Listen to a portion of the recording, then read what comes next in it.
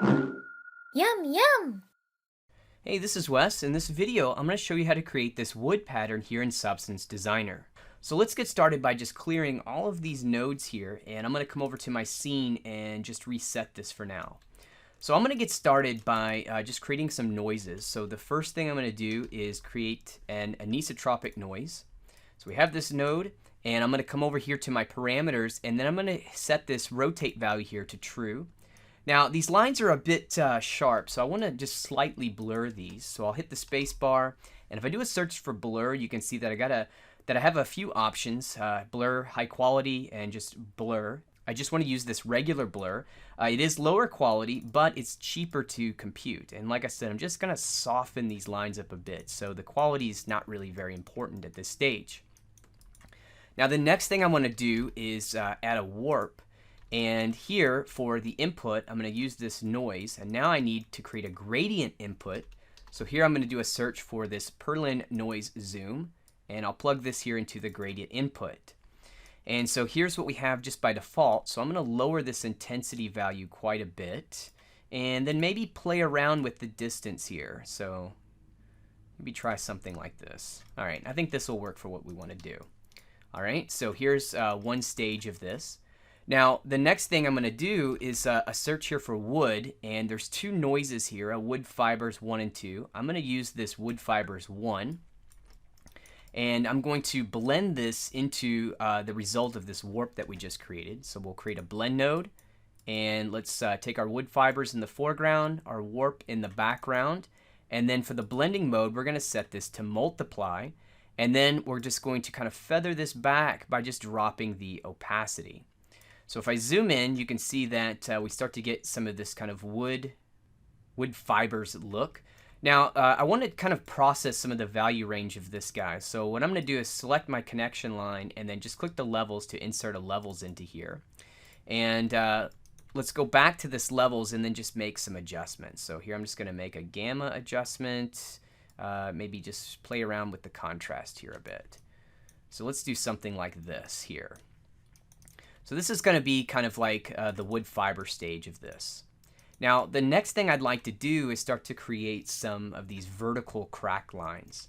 And so here in my library, I've done a search for grunge, and I've got a couple of these grunge maps I'm going to use. So the first one is this grunge map 5, so we'll use this guy. And then there is this grunge map 11. We're going to use this one as well. So let's start here with this first grunge map 5. So here you can see that I have some kind of vertical wavy lines, and these kind of help me to represent these crack lines that I want to create here in the wood material. But I need to do some work on this. So the first thing I'm going to do is create a high pass node here. So we have high pass grayscale. That's what I want to use. So we'll plug this in, and then I'm going to make an adjustment here to my radius. And so what this is doing is just kind of equalizing out all of my values, and it's going to help me to kind of target a certain kind of range here. So now that I have that, we're going to run a levels, and I'll come into my levels and then just start to make adjustments here to the input black and white. So we'll do this, and then I'll adjust my gamma. And so here you can see that I start to target some of these shapes more. So now I've got these dark lines which are representing my cracks, and then I have kind of this white outline and then this gray kind of median value here for these wood shapes here. All right, so that's going to take care of the crack lines vertical, and what I'd like to do now is start to work on kind of the horizontal lines, and we're going to use this grunge map 11 to do this. So what I'm going to do is just take the balance on this guy, move it up pretty high. So we'll do something like this, and we'll take our cracks and lower this value here, and then we'll just increase the contrast. So this is going to give me quite a few of these lines in here that we want to work with. Then what I'm going to do is transform this. And so we'll plug this guy into here. Now I can do a non-uniform transform by just holding down the control key, and I'm going to click this middle control here in the transform widget and just scale this down a bit. Now as I zoom in, you can see that as I kind of do this non-uniform scale, I start to kind of blur out some of these details, and that's because of this mip-map mode is set to automatic. If I set this to manual, you can see that it kind of sharpens everything up, but then again, we also kind of get this aliased edge here.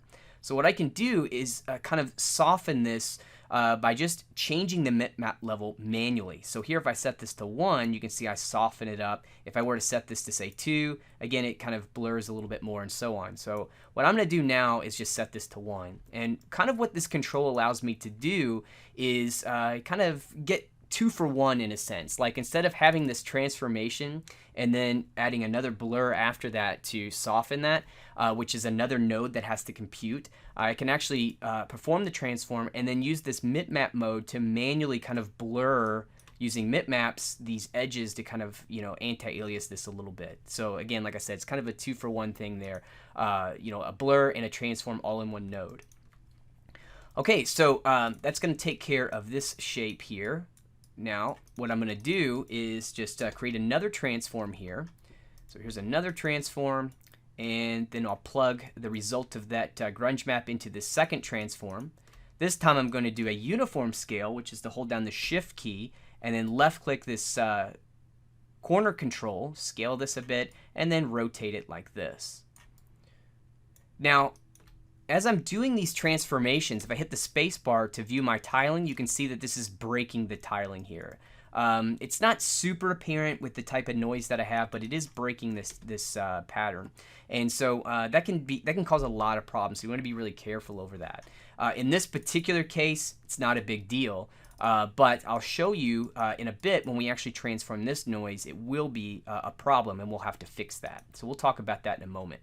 So now what I'd like to do is combine the result of these two transforms. And another thing, kind of an optimization tip, is you can see that, well, I've used the same grunge, and I created 2 variations of this grunge by just using transform. By using these transforms, I don't have to add another version of this grunge map and then change it and so on. I can just get, you know, a variation on this grunge map just by using transforms.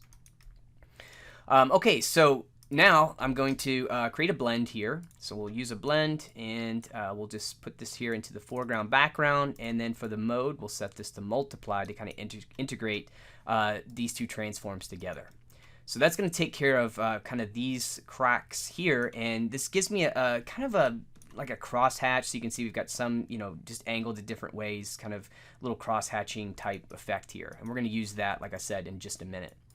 So with this noise, if we come back to this guy, we've been talking about transforms, and so what I'd like to do is another transform on this guy. So these lines are a bit wavy. I'd like to kind of stretch them vertically. So we'll do that by using another transform 2D. So we'll plug this into here. Then I'm going to hold down the control key because, again, I want to do another non-uniform scale, and I'm just going to just left click and drag this up a bit just to kind of scale or stretch this noise. Now, as I said before, if I hit the space bar, you can see that this is going to break our tiling. And in this particular case, it's super apparent. So we need to fix this before we move any further. And so a good way to do that is just to use one of the tiling nodes that we have here in Designer. So I'll hit the space bar, and I'll do a search for make. And you can see that we have several of these make it tile options. What I want to use in this case is the make it tile photo. So we'll plug this guy into here. And it's already fixed the tiling for us. You can see if I come in here to this area, you can see this red box is indicating kind of the extents of that 0 to 1 space, and there is no seam. However, we do have a little bit of a kind of a blurriness here, and this is where, you know, the seam has been, you know, replicated or cloned to fix that tiling issue. So a way to kind of stop this from being so soft is I can use this mask warping. So I'm just going to lower this value, and you can see that it's just kind of warping the mask that's being created here. Then I can also play around with this mask size. So I might try something like this. And you can see that just that little bit of that warping here helps to just hide that blurring effect. And so that's going to give me, that's going to fix that tiling issue for me. All right, so now that we have our 2 different noises kind of created here, we can now blend these 2 guys together. So we'll add a blend. We'll take these cracks here in the foreground, and we'll take the vertical lines here into the background. And then we're just going to multiply these guys together. And so here's the result that we get. So at this stage, we've just been dealing with thinking about creating this height pattern. And that's the way I start all of my materials. I always start thinking height, grayscale, working on creating shapes. From that height information, I will extrapolate normal and ambient occlusion and so on, basically building up the surface attribute, roughness as well. and then color is always done last. So to kind of help me visualize this process, what I like to do is use a base material node. So we'll use a base material node here. This gives me all these outputs so that I can just quickly create a material. And the way I like to use this is as a modeling material. So here I'll just increase my roughness for the preset. I'm going to set this to dielectric. Then I can just right click and just drag and drop this here into my 3D view. So now I'm viewing the result of this base material. I'm not worried about the outputs of the substance at all. I'm just going to do everything here through this base material. And what I'd like to do is just create a normal map here for my height. So here I'll just hit my space bar, grab my normal, take the height and plug this in. I'm going to set the force alpha to 1, and then I'm going to set this to a value of, say, like maybe 4. Now I need to add this normal here to my base material. So we'll just scroll down on the base material, and here I'll just enable this normal channel. Gives me a new normal input, and then I'll plug this in. And when I do that, we can see here in my 3D view, we start to see our normal. Now, there's one problem with this, and here if we go back and take a look, you can see this really stark contrast that we have between our crack line and then kind of like this outer kind of white edge here. And it's so contrasty. What it's doing is it almost looks like, clay, and we've just kind of, had like a scrape brush and we're just kind of scraping the side down to that. What we need to do is soften and round these edges and make this look a bit more organic. So to do that, I'm going to use a bevel node. So I'll just hit the space bar, start to do a search for bevel, and here I have a bevel node. And so I'll take the output of this blend, put it in here into the bevel, and for the distance, I'm going to set it to something pretty low, like maybe 0.02. And so here's the effect that I'm getting now. And it's a kind of a little aliased here on this edge, so I can just I can solve that by just adding a little bit of smoothing to this to kind of soften that edge.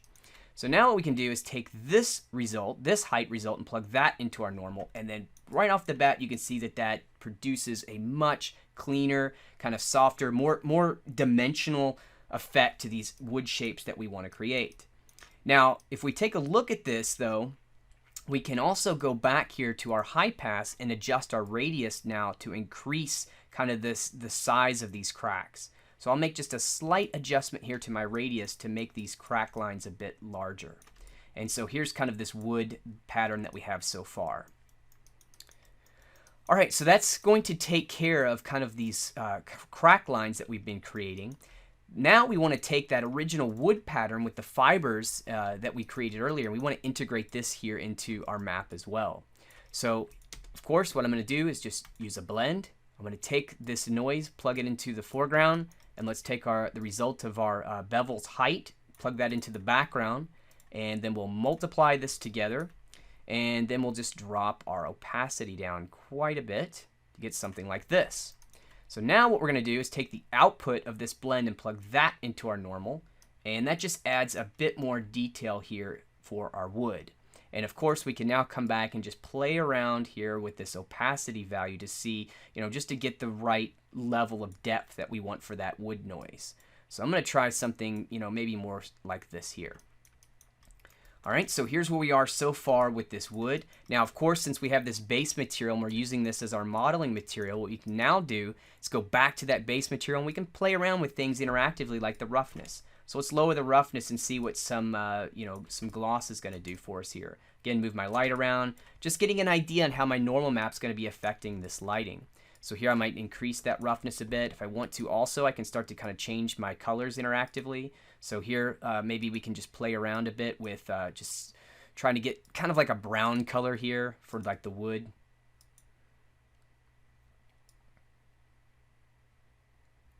So maybe try something like this, and then like I said, we'll go back and just play around with our roughness, check our lighting, things like that. So again, that's another kind of power of just using this base material mode, is I don't have to worry about, creating color nodes and all this stuff and outputting them. I can just kind of work with this kind of central to where I am in my height.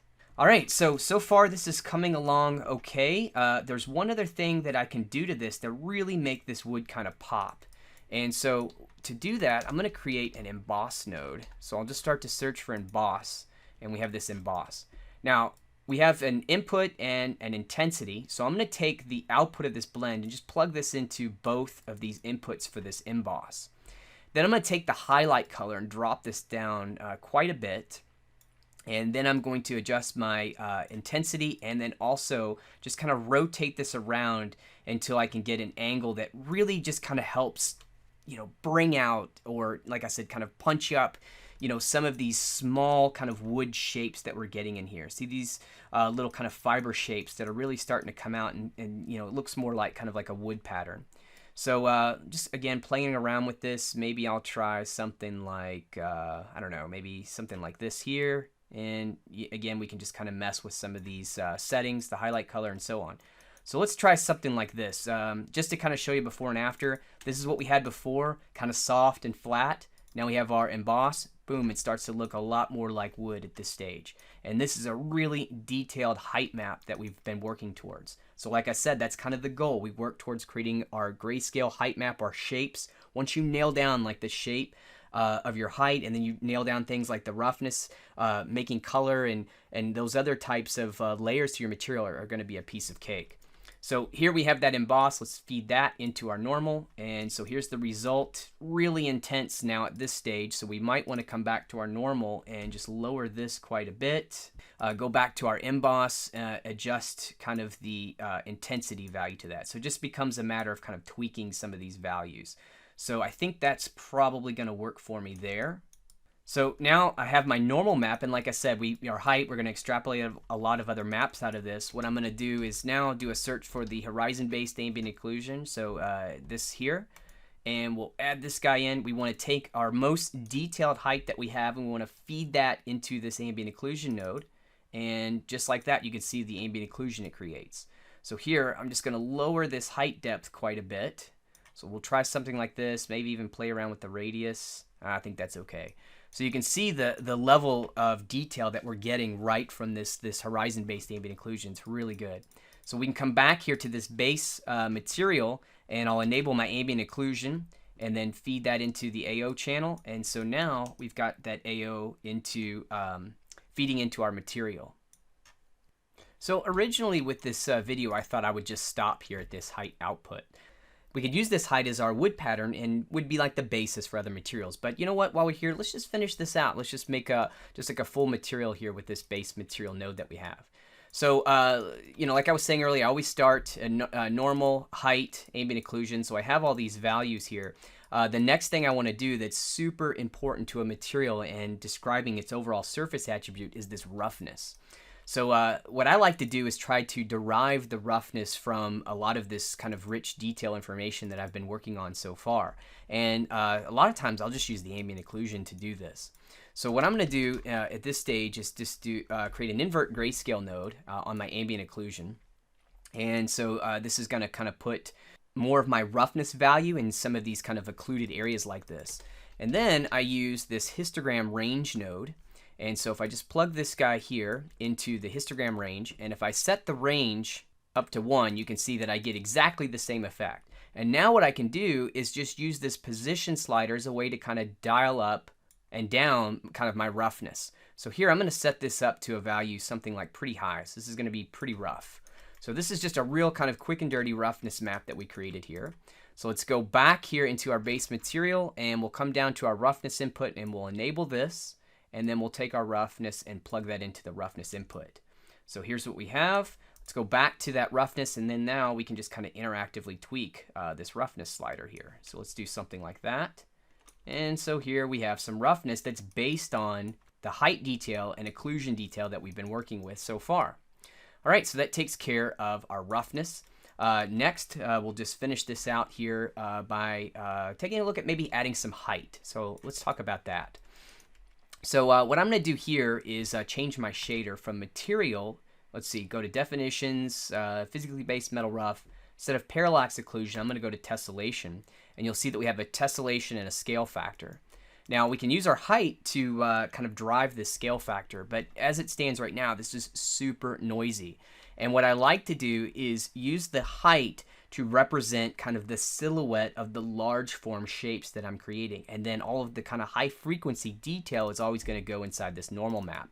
If you have like a height information that's fed into this tessellation and it's real high frequency, like something like what we have here, it's just going to really kind of distort, and there's going to be a lot of just kind of noise across the surface. So this could be too noisy for what I want already. So I think what I might do is go back over here to maybe where this bevel is. And I'm going to run a blur. Now in this case, I will probably need to use the high quality blur, grayscale. And let's plug this in and just start to kind of drop this intensity down. So the idea here is that, I'm just kind of trying to pull out some of these large form shapes like this. So that's going to be kind of my height. It's got a little bit of a blur to it. Like I said, all of the detail, the high frequency details captured in that normal map for me. So let's go back here to this base material and let's come down to height and we'll enable that. And now let's take our height and plug this here into the input. So nothing's happening yet, and that's because on our material, so again, if we just go back to edit our material, our scale factor is set at 0. So I'm going to start to just increase the scale factor, and let me just try something kind of high, like a value of 2. And if I just kind of move around here in my 3D view, you can see that, now we're starting to get some depth to this. And if I want to just increase my tessellation factor, I can do that. Again, we'll just, bring it up a little bit more, something like that. All right, there we go. Now here, it's all, again, constantly going back and forth and tweaking everything. I might come back over to my height depth and just add a little bit more depth to that value there for the ambient occlusion. So here is what we have for our wood so far. All right, so at this stage, you can see that all we've been working on is all of our all of our grayscale information. We've created our height. From that height information, we derived our AO. We derived our normal map. From the AO, we ended up creating our roughness. And then we took our height and we blurred that and fed that into our height channel. And we're using the tessellation shader just to kind of get a bit more dimensionality out of this. So the last thing we're going to do now is just add some color. All right, so to create the color, I'm going to go back here to our original height map that we have, and we're going to use this. There's a lot of great detail in here, and we're going to use this to help us create like this color information. But in order to do this, we're going to have to utilize another grunge map here. So just to be kind of quick about it, let me maybe try this grunge map 13. So we'll pull this guy into here, and then I'm going to do a blend. So let's put this grunge map into the foreground. Let's take our height and put it into the background. And what I'm going to do is just play around here maybe with the opacity. So something like this. So now I've just added a lot of variation. So in order for this kind of trick to work, where I'm going to use a gradient map, we need to have a lot of variation in this grayscale input that we feed into that gradient map node. So we'll use this to kind of start. So now we're going to create a gradient map, and we'll plug this here into our gradient map. And so what we can do is we can come into the gradient editor, which is here, and we can plot some keys, and we can basically colorize the grayscale values from dark to light to create our color map. A really fast way to do that is to use this pick gradient option. So what I can do is I can just grab an image from my computer. So this is just a wood that I just did a quick Google search on and found some wood. Now I can use the pick gradient and then just come over here and sample this. Now, because this is all on one monitor, as soon as I go back to Designer, this image here is going to disappear back to the background of my desktop. So I'm just going to move this over onto my other monitor. I'm going to use my pick gradient, and then I'm just going to do a quick sample of some values. And so when I do that, you can see that it automatically just picks up a bunch of these keys for me. So now what I'll do is I've got that color sample. Let's go back here to our base material node, and let's enable this base color option. And so now we have a new input, and then we'll just feed the result of this gradient right here into our base color. And so now you can see that we start to get some of this wood colorized. And so here maybe I can go back and start to just kind of tweak and change some of these grayscale values that I have. So maybe try something like this. Let's play around with the contrast on this guy. Maybe try inverting, seeing what this does. Actually, that's kind of cool. We'll try this. There we go. That's pretty interesting there. So we can just get a lot of variation just by changing a few of these input parameters. And of course, it just depends on, where you actually sample from in this image. So when I use the pick gradient, I can just left click and just drag. And the longer the line that you drag, the more keys that it's going to create there in the gradient editor. So what I'm going to do is just try perhaps just to do a different sample this time. So I'm going to go back to my gradient editor. And I'll use a pick gradient, and let me just sample like another color range. So something like, say, this. Okay, so a lot of times what I like to do is just kind of a small sample, so I get a few of these keys, and then I can start to kind of adjust here this precision to kind of, decrease some of these keys, which then gives me the ability to kind of go in and select each one of these kind of keys and then manually start to kind of tweak these values like this. So yeah, I might want to come in and just start to manually change some of these. So that initial sample gets me kind of in the ballpark of what I want to work with. And then I can come in and just start to set up my own values themselves. Just something I can kind of help, just tweak through like I'm doing here.